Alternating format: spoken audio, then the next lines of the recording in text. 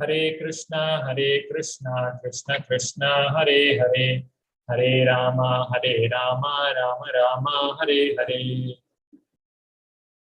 ಭಕ್ತಿರಸಾಮೃತ ಸಿಂಧು ತರಗತಿಗೆ ಬಂದಂತಹ ಎಲ್ಲ ಭಕ್ತರಿಗೂ ಕೂಡ ಸ್ವಾಗತ.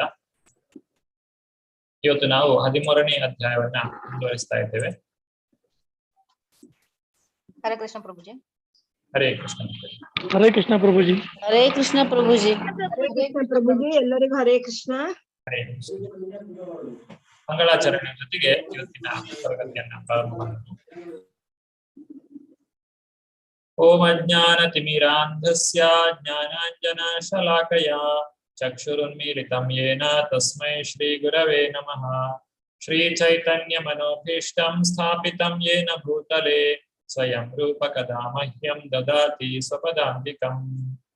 ವಂದೇಹಂ ಶ್ರೀ ಗುರು ಶ್ರೀಯುತಾಪದಕಮಲಂ ಶ್ರೀ ಗುರೂನ್ ವೈಷ್ಣವಾಂಶ್ಚ ಶ್ರೀರೂಪಂ ಸಾಗ್ರಜಾತಂ सहगण रघुनाथान्वितं तं सजीवं साद्वैतं सावधूतं परिजन सहितं कृष्ण चैतन्य देवं श्री राधा कृष्ण पादान् सहगण ललिता श्री विशाखान्वितांश्च. हे कृष्ण करुणा सिंधु दीनबंधु जगत्पते गोपेशा गोपिका कांता राधा कांत नमोस्तुते. तप्त कांचन गौरांगी राधे वृंदावनीश्वरी वृषभानुसुते देवी प्रणमामि हरिप्रिये. वाञ्छाकल्पतरुभ्यश्च कृपा सिन्धुभ्य एव च पतितानां पावनेभ्यो वैष्णवेभ्यो नमो नमः. नमः ओं विष्णुपादाय कृष्णप्रेष्ठाय भूतले श्रीमते भक्तिवेदान्त स्वामिन् इति नामिने. नमस्ते सारस्वते देवे गौरवाणी प्रचारिणे निर्विशेष शून्यवादी पाश्चात्य देशतारिणे. जयो श्री कृष्ण चैतन्य प्रभो नित्यानंद श्री अद्वैत गदाधर श्रीवासादि गौर भक्त वृंद. हरे कृष्ण कृष्ण कृष्ण हरे हरे हरे राम राम राम हरे हरे.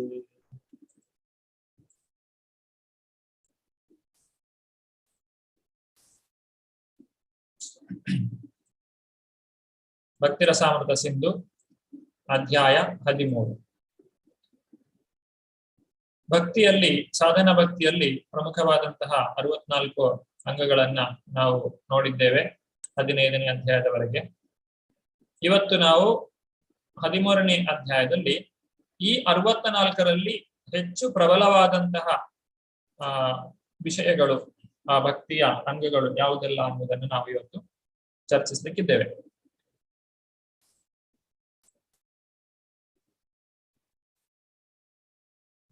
ಪ್ರಮುಖವಾದಂತಹ ವಿಭಾಗ ಭಕ್ತಿ ಸೇವೆಯ 5 ಪ್ರಬಲ ರೂಪಗಳು ಅಂತ ಹೇಳಿದ್ರೆ, ಈ 5 ಅಂಗಗಳನ್ನ ಯಾರು ಅಭ್ಯಾಸ ಮಾಡ್ತಾರೋ ಅವರು ಭಕ್ತಿಯಲ್ಲಿ ಪ್ರಗತಿಯನ್ನು ಹೊಂದುವುದು ಖಂಡಿತ. ಅದರಿಂದ ಇದನ್ನ 64ರ ನಂತರ ಪ್ರತ್ಯೇಕವಾಗಿ ಇನ್ನೊಂದು ಸಲ ಹೇಳಿರುವಂತದ್ದು. ಇದೆಲ್ಲವೂ ಕೂಡ ಆ 64ರಲ್ಲಿ ಬರ್ತದೆ, ಆದ್ರೆ ಮತ್ತೆ ಇನ್ನೊಂದು ಸಲ ಇದನ್ನ ನಮಗೆ ಇಲ್ಲಿ ಹೇಳಿಕೊಡ್ತಾ ಇದ್ದಾರೆ.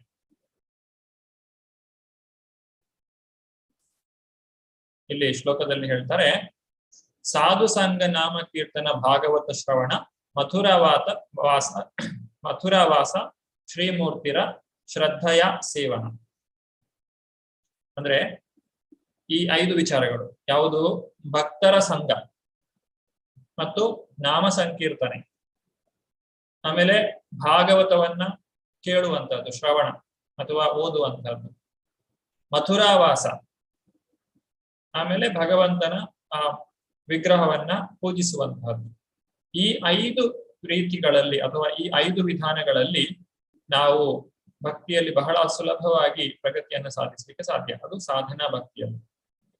ಸಕಲ ಸಾಧನ ಶಾಸ್ತ್ರೇತ ಏ ಪಂಚ ಅಂಗ ಕೃಷ್ಣ ಪ್ರೇಮ ಜನ್ಮಯ ಏ ಪಂಚೇರ ಅಲ್ಪ ಸಂಘ. ಭಕ್ತಿ ಸೇವೆಯ ಈ 5 ಅಂಗಗಳು ಎಲ್ಲಕ್ಕಿಂತ ಉತ್ತಮವಾದದ್ದು. ಈ 5ರ ಸ್ವಲ್ಪ ಪ್ರದರ್ಶನ, ಅಂದ್ರೆ ಈ 5ಅನ್ನ ನಾವು ಸ್ವಲ್ಪ ಮಾಡಿದ್ರೂ ಕೂಡ ನಮಗೆ ಭಗವಂತನ ಆ ಒಂದು ಪ್ರೀತಿ ನಮ್ಮಲ್ಲಿ ಜಾಗೃತಗೊಳ್ಳುತ್ತದೆ. ಭಗವಂತನ ಪ್ರೀತಿ ನಮ್ಮಲ್ಲಿ ಈಗಾಗಲೇ ಇದೆ, ಆದ್ರೆ ಅದನ್ನ ಜಾಗೃತಗೊಳಿಸ್ಬೇಕು. ನಿತ್ಯ ಸಿದ್ಧ ಕೃಷ್ಣ ಭಕ್ತ ಸಾಧ್ಯ ಕಬುನಯ ಶ್ರವಣಾದಿ ಶುದ್ಧ ಚಿತ್ತೆ ಕರೆಯೇ ಉದಯ. ಆ ಭಗವಂತನ ಒಂದು ದರ್ಶನವನ್ನ ಪಡೀಲಿಕ್ಕೆ ನಾವು ಈ ಭಕ್ತಿಯ 5 ಮುಖ್ಯ ಅಂಶಗಳನ್ನ ಪಡೆದುಕೊಳ್ಳಬೇಕು. ಇಸ್ಕಾನ್ ಸಂಸ್ಥೆಯಲ್ಲಿ ಶ್ರೀಲ ಪ್ರಭುಪಾದರು ಈ ಭಕ್ತಿಯ 5 ಅಂಗಗಳನ್ನು ಕೂಡ ಅಳವಡಿಸಿದ್ದಾರೆ. ಭಗವಂತನ ಆರಾಧನೆ, ವಿಗ್ರಹವನ್ನ ಆರಾಧನೆಯನ್ನ ಮಾಡುವಂಥದ್ದು. ಈ ಸ್ಮರಿ ಭಾಗತ್ರಯ ಪರಿಚಿತ ಸಾಚಿ ವಿಸ್ತಾರದಾಸಿ ಗೋವಿಂದಾಖ್ಯ ಹರಿತನು ಹಿತಾಕೇಶಿ ತುತೋಪತೆ. ಯಾವಾಗ ಇದನ್ನ ಇಲ್ಲಿ ಭಕ್ತರ ಸಂತ ಸಿಂಧುವಿನಲ್ಲೇ ಬರುವಂತಹ ಒಂದು ಶ್ಲೋಕ ಇದು.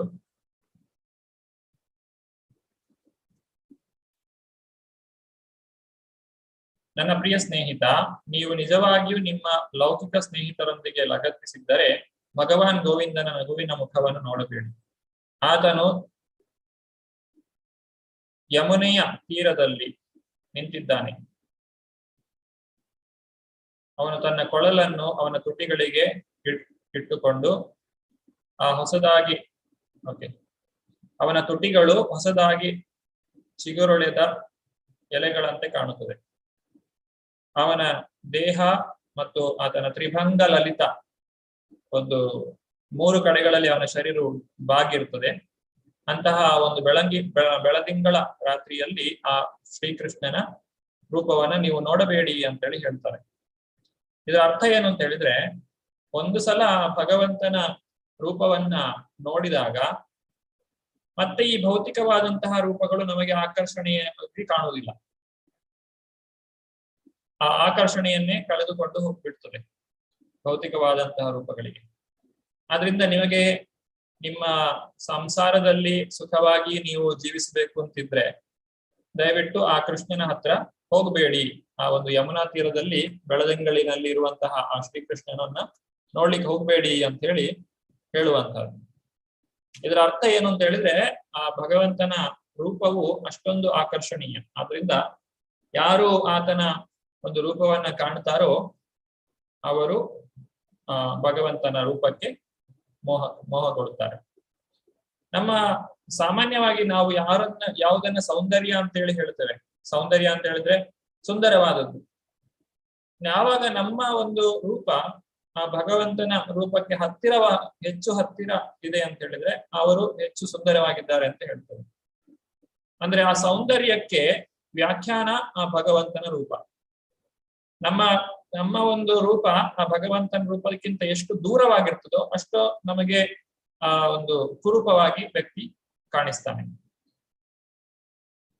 ಭಗವಂತನ ರೂಪವೇ ಅದು ಅತ್ಯಂತ ಸುಂದರವಾದಂತಹ ರೂಪ. ಕಂದರ್ಪ ಕೋಟಿ ಕಮನೀಯ ವಿಶೇಷ Shobha. The last 2 paragraphs, chapter 13 and 14, show that karma, jnana, vairagya, dependence on wealth and followers, discrimination, and other material qualities, basic rules of conduct like non-violence, etc., are not angas of bhakti. The only need take shelter of one or more of principal angas of bhakti to attain perfection. ಕರ್ಮ, ಜ್ಞಾನ, ವೈರಾಗ್ಯ ಇವುಗಳು ಯಾವುದು ಕೂಡ ಭಕ್ತಿಯ ಒಂದು ಸಾಧನ ಅಥವಾ ಅಂಗ ಆಗಿರುವುದಿಲ್ಲ. ಇದೆಲ್ಲವೂ ಇಲ್ಲಿ 64 ಏನು ಹೇಳಿದ್ದೇವೆ ಅದು ಮಾತ್ರ ಆ ಭಕ್ತಿಯ ಅಂಗವಾಗಿದೆ. ಈ ಭಕ್ತಿಯ 5 ಅಂಗಗಳಲ್ಲಿ ಅಥವಾ 64 ಅಂಗಗಳಲ್ಲಿ ನಾವು ನಮ್ಮನ್ನ ತೊಡಗಿಸಿಕೊಳ್ಳಬೇಕು. ಆದ್ರೆ ಈ 5 ಅಂಗಗಳಲ್ಲಿ ಯಾವುದಾದ್ರು ಒಂದು ಅಂಗದಲ್ಲಿ ನಾವು ನಮ್ಮನ್ನ ತೊಡಗಿಸಿಕೊಂಡರೂ ಕೂಡ ನಮಗೆ ಸುಲಭವಾಗಿ ಆಧ್ಯಾತ್ಮಿಕ ಪ್ರಗತಿಯನ್ನು ಸಾಧಿಸಬಹುದು. ಭಕ್ತಿ ಮತ್ತು ವರ್ಣಾಶ್ರಮ ಧರ್ಮವನ್ನ ಹೋಲಿಸಿ ಇಲ್ಲಿ ಹೇಳ್ತಾ ಇದ್ದಾರೆ.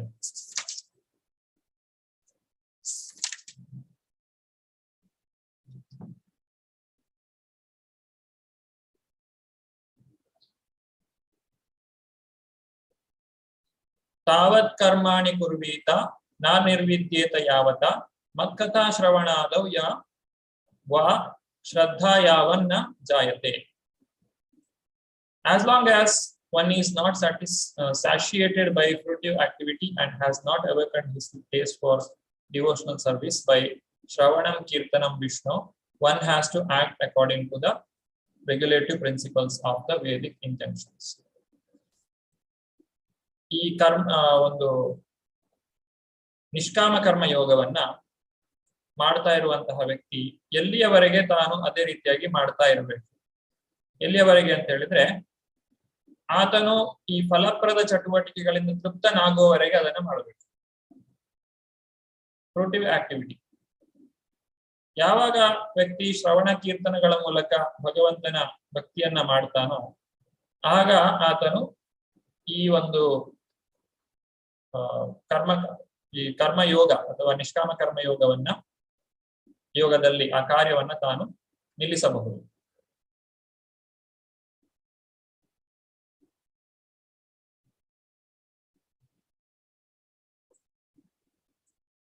ನಿಷ್ಕಾಮ ಕರ್ಮಯೋಗದಲ್ಲಿ ಕೆಲಸ ಮಾಡುವುದು ಅಂತ ಹೇಳಿದ್ರೆ ವರ್ಣಾಶ್ರಮ ಧರ್ಮದಲ್ಲಿ ಇರುವಂತದ್ದು. ವರ್ಣಾಶ್ರಮ ಧರ್ಮ ನಮ್ಮ ಕರ್ಮ ಮತ್ತೆ ಗುಣಕರ್ಮ ವಿಭಾಗಶಃ ಗುಣ ಮತ್ತು ಕರ್ಮಗಳಿಗೆ ಅನುಗುಣವಾಗಿ ಹೇಳಿರುವಂತಹ ಕಾರ್ಯಗಳು. ಈ ಕಾರ್ಯಗಳನ್ನ ನಾವು ಎಲ್ಲಿಯವರೆಗೆ ಮಾಡಬೇಕು ಅಂತ ಹೇಳಿದ್ರೆ ನಮಗೆ ಭಗವಂತನಲ್ಲಿ ಪ್ರೀತಿ ಜಾಗೃತವಾಗುವವರೆಗೆ ಅದನ್ನ ಮಾಡಬೇಕು. ಆಮೇಲೆ ಅದನ್ನ ಬಿಟ್ಟು ಬಿಡಬಹುದು. ವರ್ಣಾಶ್ರಮ ಅಂತ ಹೇಳಿದ್ರೆ ವರ್ಣಾಶ್ರಮ ಧರ್ಮ ಅಂತ ಹೇಳಿದ್ರೆ ಅದೊಂದು ಮೆಟ್ಟಿಲು ಇದ್ದ ಹಾಗೆ ನಮಗೆ ಭಕ್ತಿಗೆ ಬರ್ಲಿಕ್ಕೆ. ಅದನ್ನ ಭಕ್ತಿಗೆ ನಾವು ಒಮ್ಮೆ ಬಂದು ಬಿಟ್ಟರೆ ಮತ್ತೆ ಅದನ್ನು ನಾವು ಬಿಟ್ಟು ಬಿಡಬಹುದು. ಅಥವಾ ಈ ವರ್ಣಾಶ್ರಮ ಧರ್ಮವು ಯಾರು ಮುಕ್ತರಾಗಿದ್ದಾರೋ ಅವರಿಗೆ ಅದು ಅನ್ವಯವಾಗುವುದಿಲ್ಲ.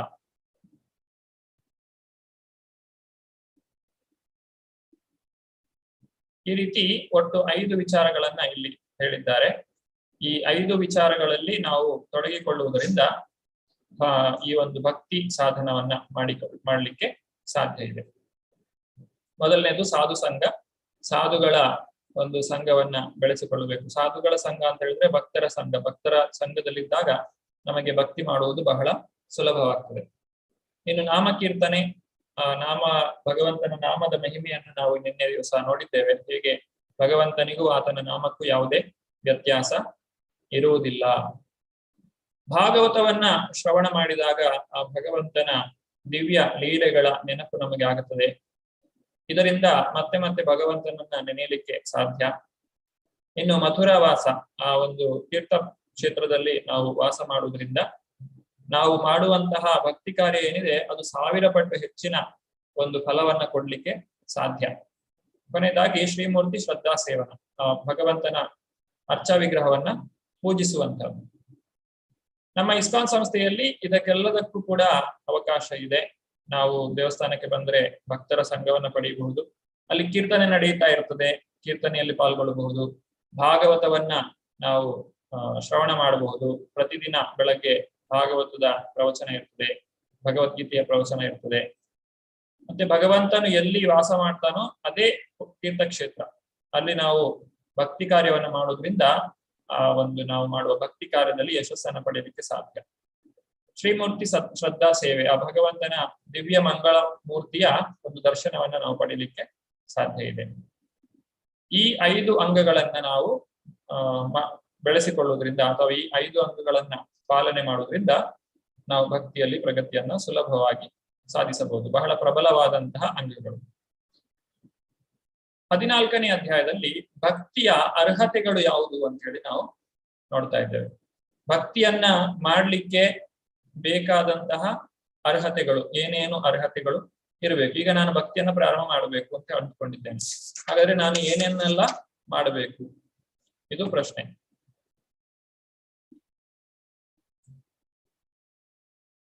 ವೈರಾಗ್ಯ ಇರಬೇಕು.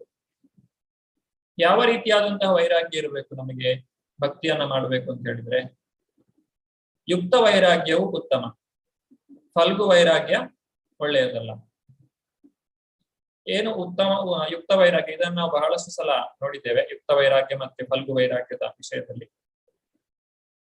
ಒಬ್ಬ ವ್ಯಕ್ತಿ ತಾನು ವಿಷಯ ವಸ್ತುಗಳಲ್ಲಿ ಆಸಕ್ತಿಯನ್ನು ವಹಿಸದೆ ಅದನ್ನ ಭಗವಂತನ ಸೇವೆಗಾಗಿ ಉಪಯೋಗಿಸುವುದಾದ್ರೆ ಅದನ್ನ ಯುಕ್ತ ವೈರಾಗ್ಯ ಅಂತ ಕರಿತೇವೆ.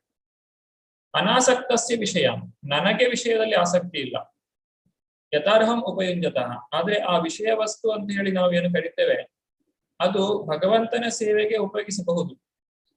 ಹಾಗಾದ್ರೆ ಅದನ್ನ ಉಪಯೋಗಿಸಬೇಕು. ನಿರ್ಬಂಧ ಕೃಷ್ಣ ಸಂಬಂಧೆ ಯುಕ್ತ ವೈರಾಗ್ಯ ಮುಚ್ಚತೆ.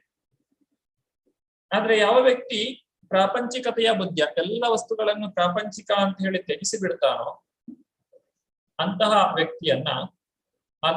ವ್ಯಕ್ತಿ ಮಾಡುವಂತಹ ವೈರಾಗ್ಯವನ್ನ ಅದು ಫಲ್ಗು ವೈರಾಗ್ಯ ಅಂತ ಕರೀತಾರೆ.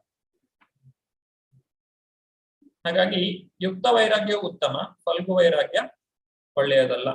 ಇದು ಸೂಕ್ತ ಮತ್ತು ಸೂಕ್ತವಲ್ಲದ ವೈರಾಗ್ಯಗಳ ಕುರಿತಾಗಿ ಇಲ್ಲಿ ಹೇಳಿರುವಂತದ್ದು. ಅಂದ್ರೆ ಭಕ್ತಿಗೆ ಬರಬೇಕು ಅಂತ ಹೇಳಿದ್ರೆ ನಮಗೆ ವೈರಾಗ್ಯ ಬೇಕು.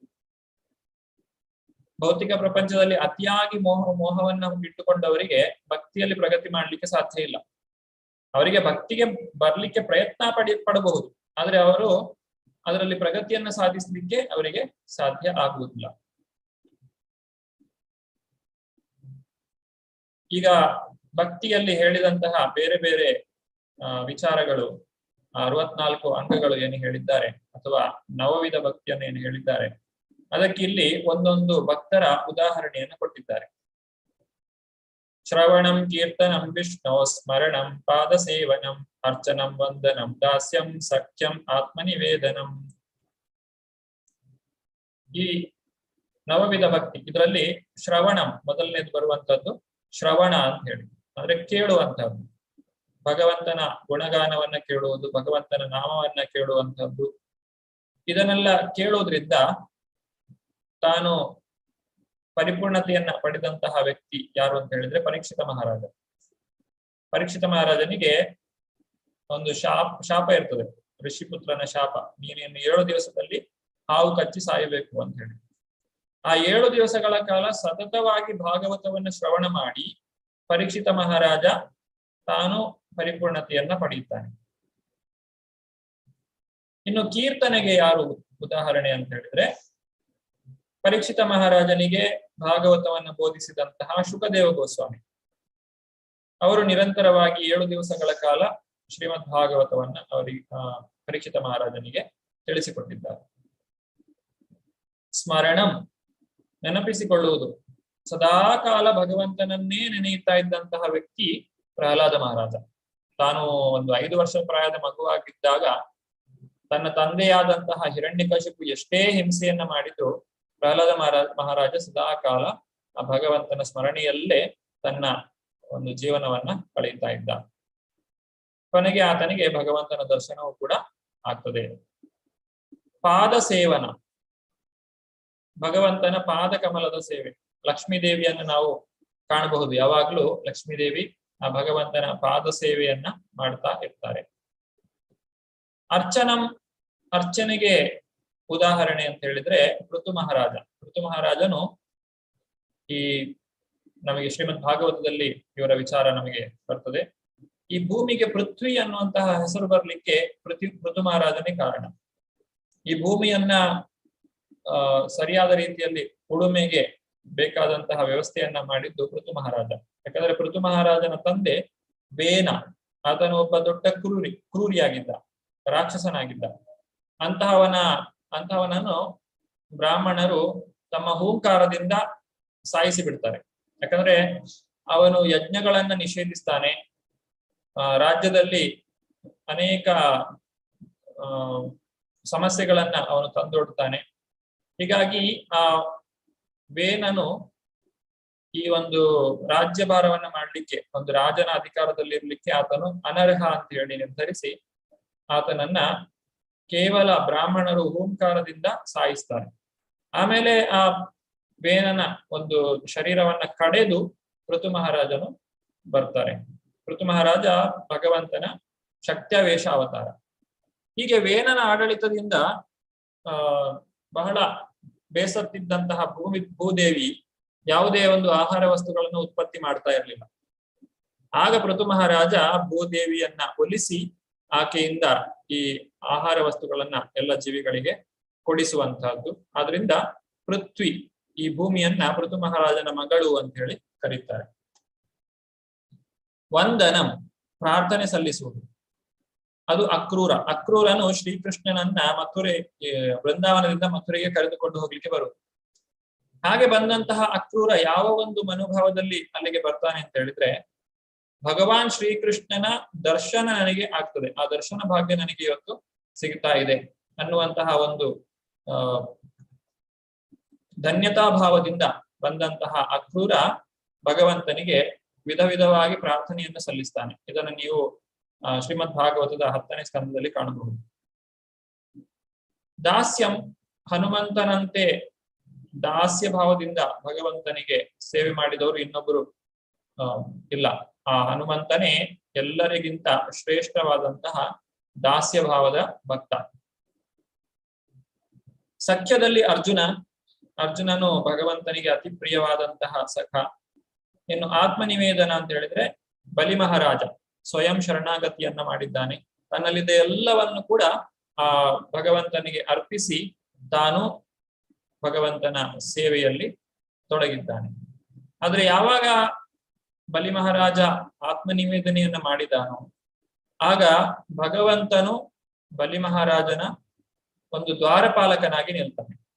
ಯಾಕಂದ್ರೆ ಬಲಿ ಮಹಾರಾಜನು ಮಾಡಿರುವಂತಹ ಒಂದು ದೊಡ್ಡ ದಾನ ಮತ್ತು ಆತನ ಸತ್ಯನಿಷ್ಠೆ, ತಾನು ಹೇಳಿದಂತಹ ಮಾತಿಗೆ ಸರಿಯಾಗಿ ನಡೆದುಕೊಂಡಿದ್ದಾನೆ. ಆದ್ರಿಂದ ಅದನ್ನ ಮೆಚ್ಚಿ ಭಗವಂತನು ಆತನಿಗೆ ಈ ವರವನ್ನ ಕೊಟ್ಟಿದ್ದಾನೆ. ಹಾಗೆ ಇದೆಲ್ಲವನ್ನು ಕೂಡ ಮಾಡಿದಂತಹವರು ಅಂಬರೀಷ ಮಹಾರಾಜ. ಅಂಬರೀಷ ಮಹಾರಾಜನ ಕಥೆಯು ಕೂಡ ಶ್ರೀಮದ್ ಭಾಗವತದಲ್ಲಿ ಬರ್ತದೆ. ಅಂಬರೀಷ ಮಹಾರಾಜ ತನ್ನ ಎಲ್ಲ ಇಂದ್ರಿಯಗಳನ್ನು ಕೂಡ ಭಗವಂತನ ಸೇವೆಯಲ್ಲಿ ತೊಡಗಿಸ್ತಾನೆ. ಅಂಬರೀಷ ಮಹಾರಾಜನ ಕುರಿತಾಗಿ ಈ ಶ್ಲೋಕ ಇಲ್ಲಿ ಇದೆ, ಶ್ರೀಮದ್ ಭಾಗವತದಲ್ಲಿ ಬರುವಂತಹ ಶ್ಲೋಕ ಇದು. ಸವೈ ಮನಾ ಕೃಷ್ಣ ಪದಾರವಿಂದಯೋರ್. ಅಂಬರೀಷ ಮಹಾರಾಜ ತನ್ನ ಮನಸ್ಸನ್ನ ಸದಾ ಕಾಲ ಕೃಷ್ಣನ ಪಾದಾರವಿಂದಗಳಲ್ಲಿ ನೆಲೆಸಿರ್ತಾನೆ. ವಾಚಾಂಸಿ ವೈಕುಂಠ ಗುಣಾನುವರ್ಣನೆ. ಮಾತಿನ ಮೂಲಕ ಅಂಬರೀಷ ಮಹಾರಾಜ ಯಾವಾಗಲೂ ಆ ವೈಕುಂಠವನ್ನ ವರ್ಣಿಸ್ತಾ ಇರ್ತಾನೆ. ಕರೌ ಹರೇರ್ ಮಂದಿರ ಮಾರ್ಜನಾದಿಶು. ತನ್ನ ಕೈಗಳನ್ನ ಆ ಮಂದಿರವನ್ನ ಸ್ವಚ್ಛಗೊಳಿಸ್ಲಿಕ್ಕೋಸ್ಕರ ಉಪಯೋಗಿಸ್ತಾರೆ. ಶ್ರುತಿಂ ಚಕಾರಾಚ್ಯುತ ಸತ್ಕತೋದಯೇ. ಕಿವಿಗಳ ಮೂಲಕ ಯಾವಾಗಲೂ ಅವರು ಈ ಭಗವಂತನ ದಿವ್ಯ ಗುಣಗಾನವನ್ನ ಕೇಳ್ತಾ ಇರ್ತಾರೆ. ಮುಕುಂದ ಲಿಂಗಾಲಯ ದರ್ಶನೇ ದೃಶವು. ಆ ಭಗವಂತನ ಒಂದು ದಿವ್ಯ ರೂಪವನ್ನ ಕಾಣುವುದಕ್ಕೆ ತನ್ನ ಕಣ್ಣನ್ನ ಉಪಯೋಗಿಸ್ತಾರೆ. ತದ್ಭೃತ್ಯ ಗಾತ್ರ ಸ್ಪರ್ಶೆ ಅಂಗ ಸಂಗಮಂ. ತಮ್ಮ ಸ್ಪರ್ಶೇಂದ್ರಿಯವನ್ನ ಅವರು ಭಗವಂತನ ಭಕ್ತರ ಸೇವೆಗಾಗಿ ಬಳಸಿಕೊಳ್ಳುತ್ತಾರೆ. ಘ್ರಾಣಂ ಚ ತತ್ಪಾದ ಸರೋಜ ಸೌರಭೆ. ಆ ಒಂದು ಮೂಗಿನ ಮೂಲಕ ಅವರು ಭಗವಂತನಿಗೆ ಅರ್ಪಿಸಿದಂತಹ ಆ ಹೂವಿನ ಒಂದು ಪರಿಮಳವನ್ನ ಆಘ್ರಾಣಿಸ್ತಾರೆ. ಶ್ರೀಮತ್ ತುಳಸಿಯ ರಸನಾಂ ತದರ್ಪಿತೆ. ನಾಲಗೆಯಲ್ಲಿ ಅವರು ಶ್ರೀ ತುಳಸಿಯ ದಳವನ್ನ ಸವಿಯುತ್ತಾರೆ. ಪಾದೌ ಹರೇರ್ ಕ್ಷೇತ್ರ ಪದಾನುಸರ್ಪಣೆ. ತಮ್ಮ ಪಾದಗಳನ್ನ ಭಗವಂತನ ದೇವಸ್ಥಾನಕ್ಕೆ ಹೋಗ್ಲಿಕ್ಕೆ ಉಪಯೋಗಿಸ್ತಾರೆ. ಶಿರೋ ಹೃಷಿಕೇಶ ಪದಾಭಿವಂದನೆ. ತಮ್ಮ ತಲೆಯನ್ನ ಭಗವಂತನ ಮುಂದೆ ಬಾಗ್ಲಿಕ್ಕೋಸ್ಕರ ಅವರು ಉಪಯೋಗಿಸ್ತಾರೆ. ಕಾಮಂ ಚ ದಾಸೇನ ತು ಕಾಮ ಕಾಮ್ಯಯ. ಅವರ ಎಲ್ಲ ಆಸೆಗಳನ್ನು ಕೂಡ ಭಗವಂತನ ಸೇವೆಗಾಗಿ ಅವರು ಬಳಸಿಕೊಳ್ಳುತ್ತಾರೆ. ಯಥೋತ್ತಮ ಶ್ಲೋಕ ಜನಾಶ್ರಯ ರತಿ. ಈ ರೀತಿ ಅಂಬರೀಷ ಮಹಾರಾಜರು ತಮ್ಮ ರತಿಯನ್ನ ಭಗವಂತನ ಸೇವೆಯಲ್ಲಿ ಉಪಯೋಗಿಸಿಕೊಳ್ತಾರೆ. ಆ ಒಂದು ಆಸಕ್ತಿ, ನಮಗೆ ಬೇರೆ ಬೇರೆ ವಿಚಾರಗಳಲ್ಲಿ ಆಸಕ್ತಿ ಇರ್ತದೆ ಅಥವಾ ರತಿ ಇರ್ತದೆ, ಅದನ್ನೆಲ್ಲವನ್ನು ಕೂಡ ಭಗವಂತನ ಸೇವೆಯಲ್ಲಿ ಅವರು ತೊಡಗಿಸಿಕೊಳ್ತಾರೆ. ಇದು ಶ್ರೀಮದ್ ಭಾಗವತದಲ್ಲಿ ಬರುವಂತಹ ಒಂದು ವಿಚಾರ. ಎಲ್ಲವೂ ಕೂಡ ಸಣ್ಣ ಸಣ್ಣ ಅಧ್ಯಾಯಗಳು. ಈ ರೀತಿ ಯಾರು ಬೇಕಾದ್ರೂ ಕೂಡ ಈ ನವವಿಧ ಭಕ್ತಿಯನ್ನ ಪ್ರಾರಂಭಿಸಬಹುದು. ನೀವು ಒಂದನ್ನ ಮಾಡಬಹುದು, ಎರಡನ್ನ ಮಾಡಬಹುದು, ಅಥವಾ ಎಲ್ಲವನ್ನ ಮಾಡಬಹುದು. ಈ ರೀತಿ ಯಾವುದೇ ಅಂಗವನ್ನ ಮಾಡಿದ್ರು ಕೂಡ ಅದರಿಂದ ನಮಗೆ ಉತ್ತಮವಾದಂತಹ ಫಲವನ್ನು ಪಡೆಯಲಿಕ್ಕೆ ಸಾಧ್ಯ ಇದೆ. ಅಧ್ಯಾಯ 15. 15ನೇ ಅಧ್ಯಾಯದಲ್ಲಿ ನಾವು ಈಗ ರಾಗಾನುಗ ಭಕ್ತಿಯ ಬಗ್ಗೆ ಕಲಿತಾ ಇದ್ದೇವೆ. ಇಲ್ಲಿಯವರೆಗೆ ನಾವು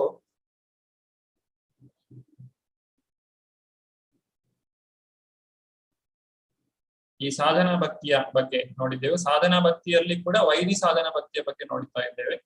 ಈಗ ರಾಗಾನುಗ ಸಾಧನಾ ಭಕ್ತಿ, ಇದು ಕೂಡ ಸಾಧನಾ ಭಕ್ತಿಯೇ, ಆದ್ರೆ ಇದು ರಾಗಾನುಗ ಸಾಧನ ಭಕ್ತಿ. ಅಂದ್ರೆ ನಾವು ಯಾವುದೇ ಒತ್ತಡವಿಲ್ಲದೆ, ಯಾರು ಒತ್ತಾಯ ಮಾಡದೆ ನಾವು ಭಕ್ತಿಯನ್ನ ಮಾಡ್ತಾ ಇದ್ದೇವೆ. ಆದ್ರೂ ಕೂಡ ಅದು ವಿಧಿಯಲ್ಲೇ ಬರುವ ಅದು ಸಾಧನ ಭಕ್ತಿಯಲ್ಲೇ ಬರುವಂತಹದ್ದು. ಇದನ್ನ ರಾಗಾನುಗ ಭಕ್ತಿ ಅಂತ ಹೇಳಿ ಕರೀತೇವೆ. ಇಲ್ಲಿ ಹೇಳಿದ ಹಾಗೆ ಉತ್ತಮ ಭಕ್ತಿಯನ್ನ 3 ವಿಧಗಳಾಗಿ ಮಾಡಬಹುದು. ಸಾಧನ ಭಕ್ತಿ, ಭಾವಭಕ್ತಿ, ಪ್ರೇಮ ಭಕ್ತಿ. ಸಾಧನ ಭಕ್ತಿಯಲ್ಲಿ ವೈದಿ ಭಕ್ತಿ ಮತ್ತೆ ರಾಗಾನುಗ ಭಕ್ತಿ ಅಂತ ಹೇಳಿ 2 ವಿಧಗಳಿತ್ತು. ವೈದಿ ಭಕ್ತಿಯ ಬಗ್ಗೆ ಇಷ್ಟು ಸಮಯ ನಾವು ನೋಡಿದ್ದೇವೆ, ಮೊದಲ 14 ಅಧ್ಯಾಯಗಳು. ಈಗ ನಾವು ರಾಗಾನುಗ ಸಾಧನ ಭಕ್ತಿಯನ್ನ ನೋಡ್ತಾ ಇದ್ದೇವೆ. ರಾಗಾನುಗ ಸಾಧನ ಭಕ್ತಿ ಇದು ಉತ್ತಮ ಭಕ್ತಿಯಲ್ಲಿ ಬರುವಂತಹದ್ದು.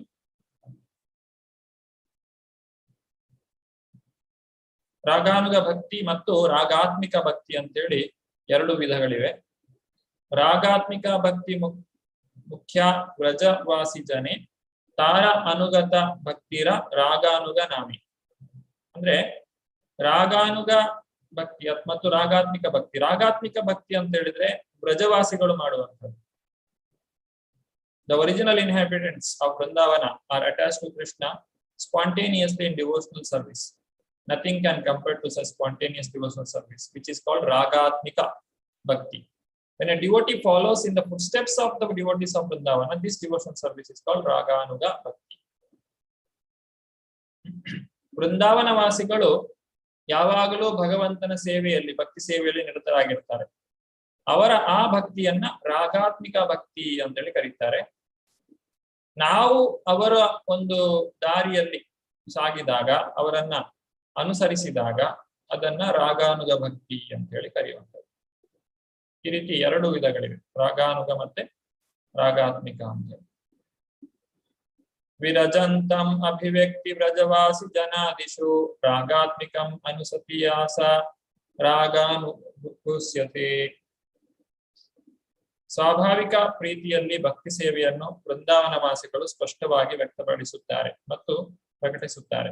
ಅವರ ಭಕ್ತಿ ಸೇವೆಗೆ ಅನುಗುಣವಾದ ಭಕ್ತಿ ಸೇವೆಯನ್ನು ಸ್ವಾಭಾವಿಕ ಪ್ರೀತಿಯ ಸೇವೆಯ ಹಿನ್ನೆಲೆಯಲ್ಲಿ ಅನುಸರಿಸುವ ಭಕ್ತಿ ಸೇವೆ ಎಂದು ಕರೆಯಲಾಗುತ್ತದೆ. ಬಹಳ ಸಮಯಗಳ ಕಾಲ ವೈದಿ ಭಕ್ತಿಯಲ್ಲಿ ವ್ಯಕ್ತಿ ತೊಡಗಿದ್ದಾಗ ಆತನಿಗೆ ತಾನು ಮಾಡುವಂತಹ ಭಕ್ತಿಯಲ್ಲಿ ಒಂದು ರೀತಿಯಾದಂತಹ ಆಸಕ್ತಿ ಮೂಡುತ್ತದೆ.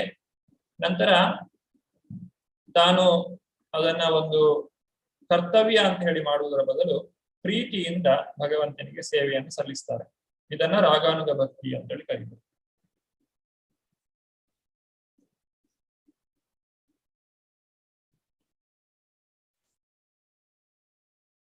ರಾಗಾತ್ಮಿಕ ಭಕ್ತಿ ಅಂತ ಹೇಳಿದ್ರೆ ಏನು? ವ್ರಜವಾಸಿಗಳು ಆಚರಿಸುವಂತಹ ರಾಗಾತ್ಮಿಕ ಭಕ್ತಿಯ ಒಂದು ವಿಚಾರವನ್ನ ಇಲ್ಲಿ ಹೇಳ್ತಾ ಇದ್ದಾರೆ.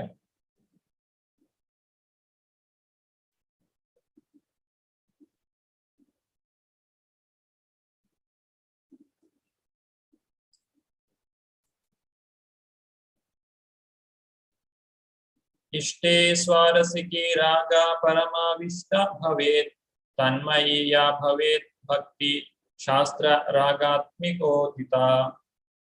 When one becomes attached to the Supreme Personality of Godhead according to one's natural inclination to love Him and is fully absorbed in thoughts of Lord, that state is called transcendental attachment, and devotional service according to that attachment is called Ragatmika or spontaneous devotional service.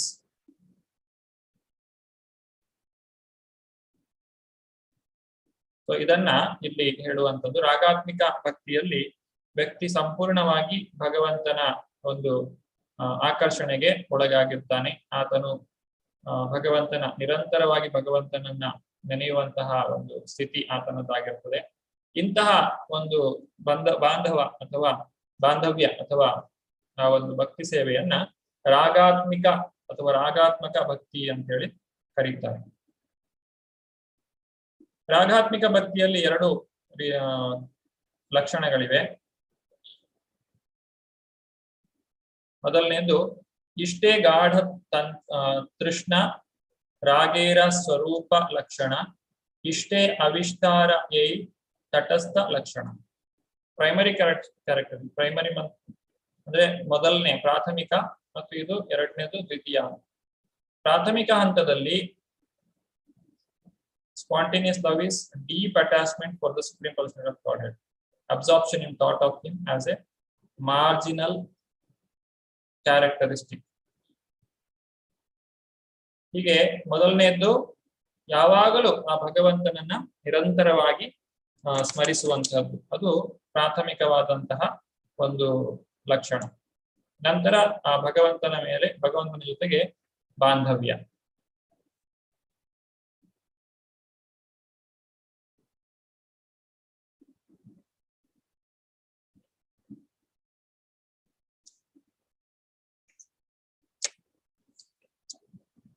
ರಾಗಾತ್ಮಿಕ ಭಕ್ತಿಯಲ್ಲಿ ಎರಡು ವಿಧಗಳಿವೆ, primary ಮತ್ತೆ marginal ಅಂತ ಹೇಳಿ. ಸ್ವರೂಪ ಲಕ್ಷಣ ಮತ್ತು ಇದು ತಟಸ್ಥ ಲಕ್ಷಣ. ಇಲ್ಲಿ ಸ್ವರೂಪ ಲಕ್ಷಣ ಅಂತ ಹೇಳಿದ್ರೆ ನಮ್ಮ ನಿಜವಾದಂತಹ ಒಂದು ರೂಪ ಅಥವಾ ನಾವು ಆಧ್ಯಾತ್ಮಿಕ ಪ್ರಪಂಚಕ್ಕೆ ಹೋದಾಗ ಪಡೆಯುವಂತಹ ರೂಪ, ಅದು ಸ್ವರೂಪ ಅಂತ ಹೇಳ್ತಾರೆ. ತಟಸ್ಥ ಲಕ್ಷಣ ಅಂತ ಹೇಳಿದ್ರೆ ಯಾವಾಗಲೂ ಕೃಷ್ಣನ ಒಂದು ಚಿಂತನೆಯಲ್ಲೇ ತೊಡಗಿರುವಂತಹದ್ದು. ಈ ರೀತಿ ರಾಗಾತ್ಮಕ ಭಕ್ತಿಯಲ್ಲಿ ಎರಡು ವಿಧಗಳಿವೆ, ಪ್ರಾಥಮಿಕ ಗುಣಲಕ್ಷಣ ಮತ್ತೆ ಇದನ್ನ ಮಾರ್ಜಿನಲ್ ಅಂದ್ರೆ ತಟಸ್ಥ ಲಕ್ಷಣ ಅಂತ ಹೇಳಿ ಕರಿತೇವೆ. ಕನಿಷ್ಠ ಅಲ್ಲ ಇದು. ತಟಸ್ಥ ಅಂತ ಹೇಳಿದ್ರೆ, ಈಗ ತಟ ಅಂತ ಹೇಳಿದ್ರೆ ಒಂದು ಸಮುದ್ರದ ತೀರ ಅಂತ ಹೇಳ್ಬೋದು. ಸಮುದ್ರ ತೀರದಲ್ಲಿ ಅಲ್ಲಿ ಕೆಲವೊಮ್ಮೆ ನೀರು ಅದನ್ನ ಆವರಿಸ್ತದೆ, ಕೆಲವೊಮ್ಮೆ ಅದು ನೀರಿನಿಂದ ಹೊರಗಿರ್ತದೆ. ಹಾಗೆ ಈ ಮನುಷ್ಯನು ಅಥವಾ ಈ ಜೀವಿಗಳು ಈ ಭೌತಿಕ ಪ್ರಪಂಚದಲ್ಲಿರುವಾಗ ಆತನು ತಟಸ್ಥನಾಗಿದ್ದಾನೆ, ಅಥವಾ ಆ ಕಡೆ ಆ ಜೀವಾತ್ಮನು ಆಧ್ಯಾತ್ಮಿಕ ಪ್ರಪಂಚಕ್ಕೆ ಸೇರಿದ್ದು ಮತ್ತು ಈ ಶರೀರವು ಭೌತಿಕ ಪ್ರಪಂಚಕ್ಕೆ ಸೇರಿದ್ದು. ಈ ಜೀವಾತ್ಮ ಈ ಶರೀರದೊಳಗಿರುವಾಗ ಅದನ್ನ ತಟಸ್ಥ ಲಕ್ಷಣ ಅಥವಾ ತಟಸ್ಥ ಶಕ್ತಿ ಅಂತ ಹೇಳ್ತಾರೆ. ಯಾವಾಗಲೂ ಕೃಷ್ಣನ ನೆನಪಿನಲ್ಲೇ ಇರುವಂತಹದ್ದು, ಅದು ತಟಸ್ಥ ಲಕ್ಷಣ. ನಾವು ಇಲ್ಲೇ ಇರುವಾಗ ಅಂದ್ರೆ ಈ ಭೌತಿಕ ಪ್ರಪಂಚದಲ್ಲಿ ಇರುವಾಗಲೂ ಭಗವಂತನನ್ನ ನೆನೆಯುತ್ತಾ ಇರುವಂತಹದ್ದು, ಅದು ತಟಸ್ಥ ಲಕ್ಷಣ. ಸ್ವರೂಪ ಲಕ್ಷಣ ಅಂತ ಹೇಳಿದ್ರೆ ಭಗವಂತನ ಜೊತೆಗೆ ತುಂಬಾ ಗಾಢವಾದಂತಹ ಒಂದು ಪ್ರೀತಿ ಅವರಲ್ಲಿ ಇರ್ತದೆ.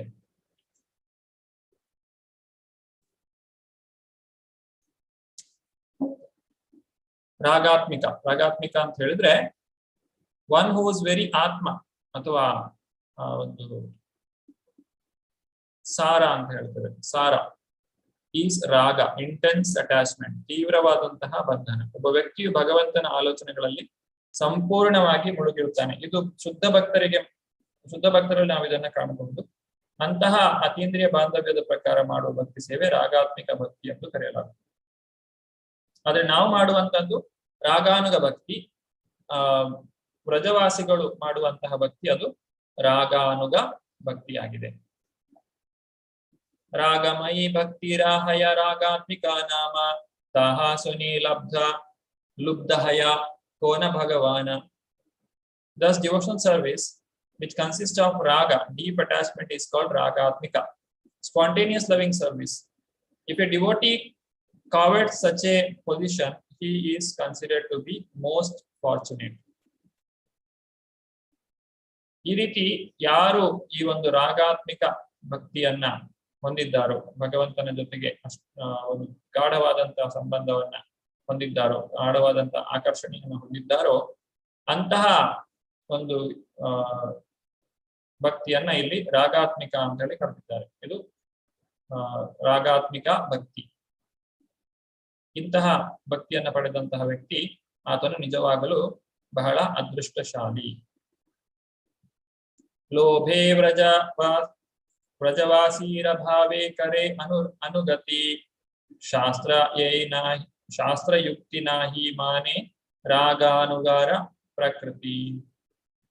If one follows in the footsteps of the inhabitants of Vrindavana out of such transcendental covetousness, he does not care for the injunctions or reasoning of Shastra. That is the way of spontaneous love. ಯಾರು ಭಗವಂತನಲ್ಲಿ ಶುದ್ಧ ಭಕ್ತಿಯನ್ನ ಹೊಂದಿದ್ದಾರೋ ಅವರು ಈ ಪ್ರಪಂಚದ ಒಂದು ಶಾಸ್ತ್ರದ ಆಜ್ಞೆಗಳನ್ನ, ತರ್ಕಗಳನ್ನ ಪರಿಗಣಿಸಬೇಕಾಗಿಲ್ಲ.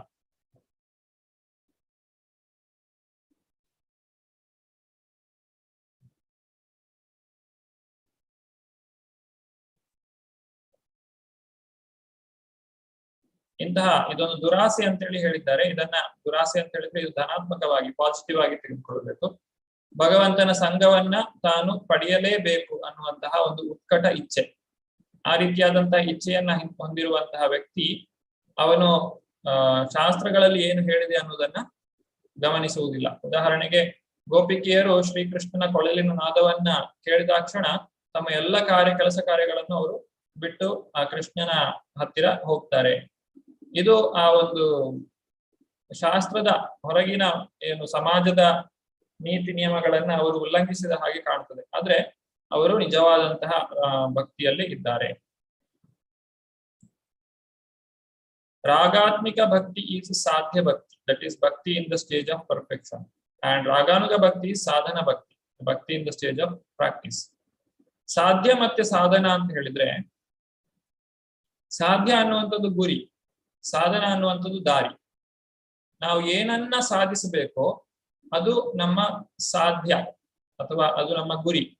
ಮತ್ತು ಯಾವ ಮೂಲಕ, ಯಾವ ದಾರಿಯಿಂದ ನಾವು ಅದನ್ನು ಸಾಧಿಸ್ತೇವೋ ಅದು ರಾಗಾನುಗ ಅಥವಾ ಸಾಧನ ಅಂತ ಹೇಳಿ ಕರೀತೇವೆ. ಸಾಧನ ಅಂತ ಹೇಳಿದ್ರೆ ದಾರಿ, ಸಾಧ್ಯ ಅಂತ ಹೇಳಿದ್ರೆ ಗುರಿ. ಹಾಗೆ ರಾಗಾತ್ಮಿಕ ಭಕ್ತಿ ಅದು ನಮ್ಮ ಗುರಿ, ರಾಗಾನುಗ ಭಕ್ತಿ ಅದು ಆ ಗುರಿಯನ್ನ ಸಾಧಿಸುವಂತಹ ದಾರಿ. ಇದು ರಾಗಾತ್ಮಿಕ ಭಕ್ತಿ ಮತ್ತೆ ರಾಗಾನುಗ ಭಕ್ತಿಯ ನಡುವೆ ಇರುವಂತಹ ವ್ಯತ್ಯಾಸ. ಇನ್ನು ಈ ರಾಗಾತ್ಮಿಕ ಭಕ್ತಿಯಲ್ಲೂ ಎರಡು ವಿಧಗಳಿವೆ. That which is impelled by sensual attraction or conjugal feelings, kama rupa. Innondu that which is impelled by other relationships, sambandha rupa. Kama ರೂಪದಲ್ಲಿ ಮತ್ತೊಂದು ಸಂಬಂಧ ರೂಪದಲ್ಲಿ ಎರಡು ರೀತಿಯಾದಂತಹ ರಾಗಾತ್ಮಕ ಭಕ್ತಿಯು ಇದೆ. ಈ ಒಂದು ಶ್ಲೋಕದಲ್ಲಿ ಈ ವಿಚಾರವಾಗಿ ಇಲ್ಲಿ ನಮಗೆ ಹೇಳ್ತಾ ಇದ್ದಾರೆ. ರಾಗ ಈ ಒಂದು ಕಾಮರೂಪ ಮತ್ತೆ ಸಂಬಂಧ ರೂಪದ ಬಗ್ಗೆ. ಕಾಮಾದ್ವೇಷಾತ್ ಭಯಾತ್ ಸ್ನೇಹಾತ್ ಯಥಾ ಭಕ್ತಿ ಭಕ್ತೇಶ ಈಶ್ವರೇ ಮನ ಆವೇಶ್ಯತದ್ ಅಘಂ ಹಿತ್ವಾ ಬಹವಸ್ತದ್ ಗತಿಂ ಗತಾ. Many persons have attained liberation simply by thinking of Krishna with great attention and giving up sinful activities. This great attention may be due to lusty desires, inimical feelings, fear, affection, or devotional service. I shall now explain how one receives Krishna's mercy simply by concentrating one's mind upon him. ಇಲ್ಲಿ ನಾವು ಕಾಣಬಹುದು ಬೇರೆ ಬೇರೆ ವಿಧಗಳಲ್ಲಿ ಕಾಮದಿಂದ ಗೋಪಿಕೆಯರು ಅಥವಾ ದ್ವೇಷದಿಂದ ಕಂಸ, ಈ ರೀತಿ ಭಯ ಅಥವಾ ಸ್ನೇಹದಿಂದ ಅನೇಕ ರೀತಿಯಲ್ಲಿ. ಭಯ ಅಂತ ಹೇಳಿದ್ರೆ ಕೃಷ್ಣನು, ಈಗ ಕಂಸನು ಯಾವಾಗ್ಲೂ ಭಯಭೀತನಾಗಿದ್ದ ಕೃಷ್ಣನ ಬಗ್ಗೆ, ಯಾವಾಗ ಕೃಷ್ಣ ಬಂದು ನನ್ನ ಸಾಯಿಸ್ತಾನೆ ಅಂತ ಹೇಳಿ. ಸ್ನೇಹ, ಅರ್ಜುನನು ಶ್ರೀಕೃಷ್ಣನ ಸ್ನೇಹಿತನಾಗಿದ್ದ. ಈ ರೀತಿ ಭಕ್ತಿಯನ್ನ ಮಾಡ್ತಾರೆ. ಅದಕ್ಕೆ ಇಲ್ಲಿ ಉದಾಹರಣೆಯನ್ನು ಕೊಟ್ಟಿದ್ದಾರೆ. ಗೋಪ್ಯ ಕಾಮಾತ್ ಭಯಾತ್ ಕಂಸೋ. ಗೋಪಿಕೆಯರು ಕಾಮಾದ್ ಅಂದ್ರೆ ಅವರು ತಮ್ಮ ಒಂದು ಕೃಷ್ಣನ ಆಕರ್ಷಣೆಯಿಂದ ಅವರು ಕೃಷ್ಣನಲ್ಲಿಗೆ ಬರ್ತಾರೆ. ನಂತರ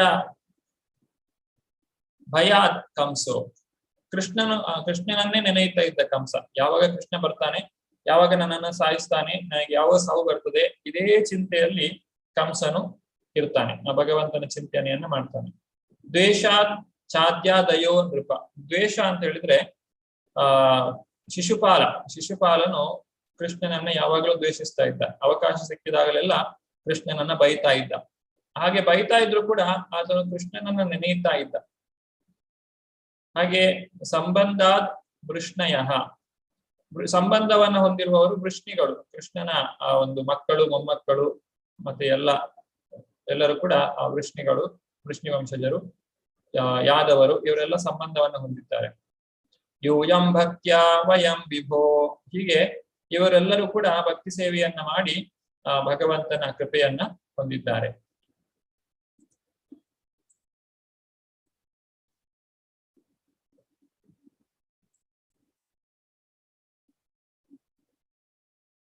ಇಲ್ಲಿ ಉದಾಹರಣೆ ಇದೆ. ಯಾರೆಲ್ಲ ಒಂದು ಮಾಧುರ್ಯ ಭಾವದಿಂದ ಶ್ರೀಕೃಷ್ಣನನ್ನ ಒಂದು ಅರ್ಚಿಸಿದವರು ಅಥವಾ ಭಕ್ತಿಯನ್ನು ಮಾಡಿದವರು ಗೋಪಿಯರು. ಅವರ ಭಕ್ತಿ ಅದು ರಾಗಾತ್ಮಿಕ ಭಕ್ತಿ ಅಂತ ಹೇಳಿ ಕರೆಯಲ್ಪಡ್ತದೆ. ಯಾಕಂದ್ರೆ ಅದು ಯಾವುದೇ ಒತ್ತಾಯಪೂರ್ವಕವಾಗಿ ಬರುವಂತಹ ಒಂದು ಕಾರ್ಯ ಅಲ್ಲ. ಇನ್ನು ಭಯದಿಂದ ಕಂಸನು ಭಗವಂತನ ಭಕ್ತಿ ಮಾಡಿದ್ದಾನೆ, ಆದ್ರೆ ಅದು ರಾಗಾತ್ಮಿಕ ಭಕ್ತಿ ಅಲ್ಲ. ಯಾಕಂದ್ರೆ ಅದು ಆನುಕೂಲ್ಯನ ಭಕ್ತಿ ಅಲ್ಲ, ಅನಾನುಕೂಲ್ಯವಾದಂತಹ ಭಕ್ತಿ. ಆನುಕೂಲ್ಯ ಅಂತ ಹೇಳಿದ್ರೆ ಭಗವಂತನನ್ನ ಪ್ರೀತಿಸುವುದು, ಅನಾನುಕೂಲ ಅಂತ ಹೇಳಿದ್ರೆ ಅದು ಭಗವಂತನನ್ನ ಪ್ರೀತಿಸುವುದಕ್ಕೆ ಅಲ್ಲ, ಬದಲಾಗಿ ಅವರು ಕೃಷ್ಣನನ್ನ ದ್ವೇಷಿಸ್ತಾ ಇದ್ರು, ಅದರಿಂದ ಅವರು ಭಗವಂತನನ್ನ ನೆನೆಯುತ್ತಾ ಇದ್ರು. ಹಾಗೆ ಶಿಶುಪಾಲ ಅಸೂಯೆಯನ್ನ ಹೊಂದಿದ್ದಂತಹ ಶಿಶುಪಾಲನು ಕೂಡ ಭಗವಂತನನ್ನ ನೆನೆಯುತ್ತಾ ಇದ್ದ, ಆದ್ರೆ ಆತನ ಒಂದು ಭಕ್ತಿ ಅದು ರಾಗಾತ್ಮಿಕ ಭಕ್ತಿ ಅಲ್ಲ. ಇನ್ನು ಯಾದವರು ಅವರು ಮಾಡ್ತಾ ಇದ್ದಂತಹ ಭಕ್ತಿ ಅದು ರಾಗಾತ್ಮಿಕ ಭಕ್ತಿ. It is on the platform of friendship, ಬಾಂಧವ್ಯದಿಂದ. ಆಮೇಲೆ ಅಫೆಕ್ಷನ್, ಪಾಂಡವರು ಭಗವಂತನಲ್ಲಿ ಬಹಳ ಆಕರ್ಷಣೆಯನ್ನ ಹೊಂದಿದ್ರು, ಭಗವಂತನ ಆ ಒಂದು ಗುಣಗಾನವನ್ನ ಮಾಡ್ತಾ ಇದ್ರು. ಆದ್ರೆ ಅದನ್ನು ಕೂಡ ನಾವು ರಾಗಾತ್ಮಿಕ ಭಕ್ತಿ ಅಂತ ಹೇಳಿ ಕರೆಯುವುದಿಲ್ಲ, ಯಾಕಂದ್ರೆ ಅಲ್ಲಿ ಸ್ವಾಮಿ ಭಾವ ಇರ್ತದೆ. ಅಂದ್ರೆ ಭಗವಂತನನ್ನ ಅವರು ತಮ್ಮ ಸ್ವಾಮಿ ಅಂತ ಹೇಳಿ ಅವರು ಅಂದುಕೊಳ್ತಾರೆ. ಆದ್ರಿಂದ ಅದನ್ನ ರಾಗಾತ್ಮಿಕ ಭಕ್ತಿಗೆ ಸೇರಿಸ್ಲಿಕ್ಕೆ ಸಾಧ್ಯ ಇಲ್ಲ. ಹಾಗೆ ನಾರದ ಮುನಿಗಳು ಕೂಡ ಭಕ್ತಿಯಿಂದ ಭಗವಂತನನ್ನ ನೆನೆಯುತ್ತಾ ಇದ್ರು, ಆದ್ರೆ ಅವರು ಮಾಡುವಂತಹ ಭಕ್ತಿ ಅದು ವೈದಿ ಭಕ್ತಿ ಅಂತ ಹೇಳಿ ಅನ್ನಿಸಿಕೊಳ್ಳುತ್ತದೆ. ಹಾಗಾಗಿ ಅದನ್ನು ಕೂಡ ರಾಗಾತ್ಮಿಕ ಭಕ್ತಿ ಅಂತ ಹೇಳಿ ಕರೀಲಿಕ್ಕೆ ಆಗುದಿಲ್ಲ. ಹಾಗಾಗಿ ಇಲ್ಲಿ ರಾಗಾತ್ಮಿಕ ಭಕ್ತಿ ಮಾಡ್ತಾ ಇರುವವರು ಒಂದು ಗೋಪಿಕೆಯರು, ಇನ್ನೊಂದು ಯಾದವರು. ಬೃಂದಾವನದಲ್ಲಿರುವ ಗೋಪಿಕೆಯರು ಮತ್ತು ದ್ವಾರಕೆಯಲ್ಲಿರುವಂತಹ ಯಾದವರು ಭಗವಂತನಲ್ಲಿ ರಾಗಾತ್ಮಿಕ ಭಕ್ತಿಯನ್ನ ಹೊಂದಿದ್ದರು. ಇದನ್ನ ಕನ್ನಡದಲ್ಲಿ ಕೂಡ ನಾವು ಕಾಣಬಹುದು.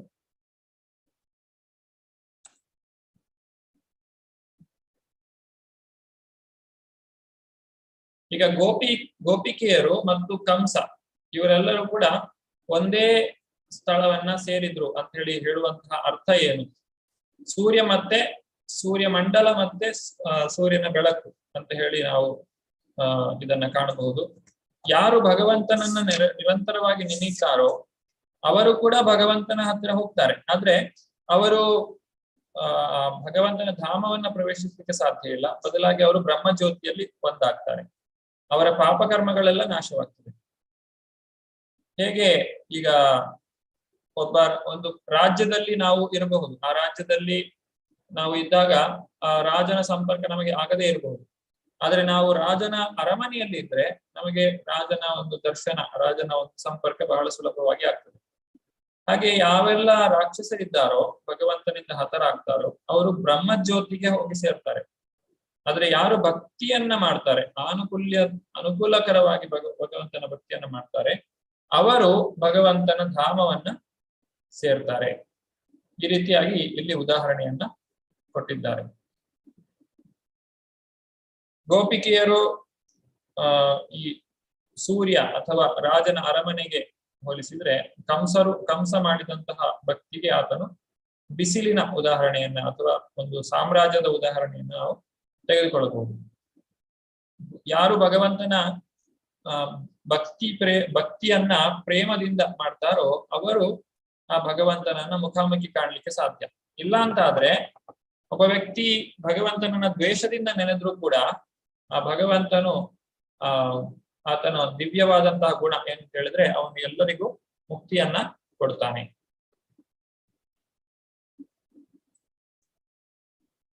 ಇನ್ನು ನಿರಾಕಾರವಾದಿಗಳು ಏನು ಹೇಳ್ತಾರೆ?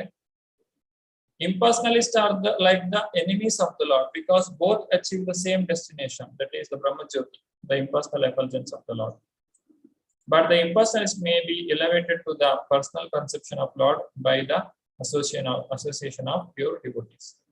ಈಗ ಯಾವ ಒಬ್ಬ ರಾಕ್ಷಸ ಭಗವಂತನಿಂದ ಹತನಾಗ್ತಾನೋ ಅವನಿಗೆ ಸಿಗುವಂತಹ ಒಂದು ಫಲಿತಾಂಶ ಈ ವಾದವನ್ನ ಆಚರಿಸುವವರು ಕೂಡ ಪಡೆಯುತ್ತಾರೆ. ಹಾಗಾಗಿ ನಿರಾಕಾರವಾದದಲ್ಲಿ ನಮಗೆ ಹೆಚ್ಚಿನ ಫಲವು ದೊರಕಲಿಕ್ಕೆ ಸಾಧ್ಯ ಇಲ್ಲ.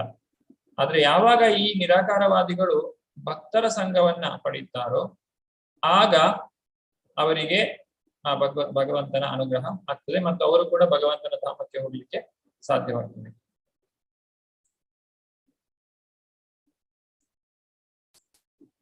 ಇಲ್ಲ ಅಂತ ಹೇಳಿದ್ರೆ ಆ ನಿರಾಕಾರವಾದಿಗಳು ಭಗವಂತನಿಗೆ ಆಕಾರ ಇಲ್ಲ, ಭಗವಂತನಿಗೆ ಕಣ್ಣು ಕಿವಿ ಯಾವುದು ಇಲ್ಲ, ಈ ರೀತಿಯಾಗಿ ಭಗವಂತನ ಅಂತ ಹೇಳಿದ್ರೆ ಕೇವಲ ಒಂದು ಜ್ಯೋತಿ ಮಾತ್ರ ಅಂತ ಹೇಳಿ ಅವರು ತಿಳ್ಕೊಳ್ತಾರೆ.